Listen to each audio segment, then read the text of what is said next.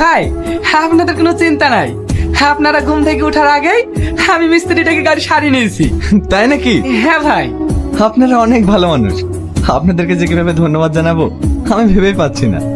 আপনাদের মতন মানুষ যে আমাদের এই গরিব বাড়িতে থাকলেন এতেই আমি খুশি। বোন, এদিকে যদি কখনো আসেন আমাদের বাড়ি অবশ্যই আসবেন। হ্যাঁ আসবে, আমাদের আবার লেট হচ্ছে, আমাদের অনেক দূর যেতে হবে। আমরা এখন আসি, আল্লাহ হাফেজ। আল্লাহ হাফেজ। কার ফোন? রাহুল ফোন করেছে। তুমি কোথায়? আমি এখনো ইন্ডিয়াতে আছি। কি তুমি এখনো দেশে ফিরে যাওনি? না, আমি তোমাকে পাগলের মতো খুঁজে বেড়াচ্ছি। আর তুমি একবার আমার ফোন ধরার প্রয়োজন মনে করলে না। আমি তোমার সঙ্গে দেখা করতে চাই। আচ্ছা ঠিক আছে, আমি আলীনগর ক্যানভাসে অপেক্ষা করছি, তুমি ওখানে চলে এসো। এই নাও।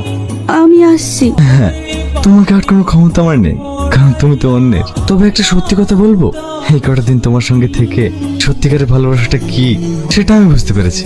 তবে তোমাকে আমি তোমার ভালোবাসার ঠিকানায় পৌঁছে দিলাম। তবে কি জানো তো, এই কটা দিন তোমার সঙ্গে থেকে তোমার প্রতি অনেক মায়া জন্মেছে। আমিও গো, এই 7 দিনের অ্যাডভেঞ্চার আমার লাইফে চিরস্মরণীয় হয়ে থাকবে। অনেক মিস করব তোমাদের। Best of luck.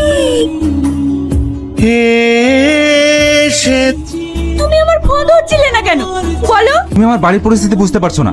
আমি তোমাকে তখনই বলেছিলাম তুমি দেশে ফিরে যাও। ওর জন্য আমি সবকিছু ছেড়ে এখানে চলে আসলাম, আর তুমি আমাকে ফিরে যেতে বলছো? তুমি জানো আমি তোমাকে কতটা খুঁজেছি। দেখো, এই মুহূর্তে আমি তোমাকে আমার বাড়ি নিয়ে যেতে পারবো না। তবে তুমি যদি চাও তুমি কোনো হোটেলে স্টে করতে পারো, তারপরে তুমি তোমার দেশে ফিরে যাবে। কি ব্যাপার তুমি? আমি রাহুলকে ছেড়ে চলে এসেছি। কেন? কারণ আমি ভুল মানুষকে বেছে নিয়েছিলাম, যেটা আমার ভালোবাসা ছিল না, মোহ ছিল। সত্যিকারের ভালোবাসা কি সেটা আমি তোমায় পেয়ে অনুভব করেছি। তাই তো আমি তোমার কাছে ছুটে এসেছি। দেখো তো এই মানুষটাকে তুমি নিজের করে রাখবে কিনা।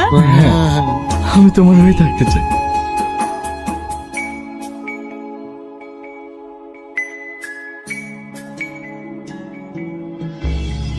তুই যে আমার বুকের মাঝে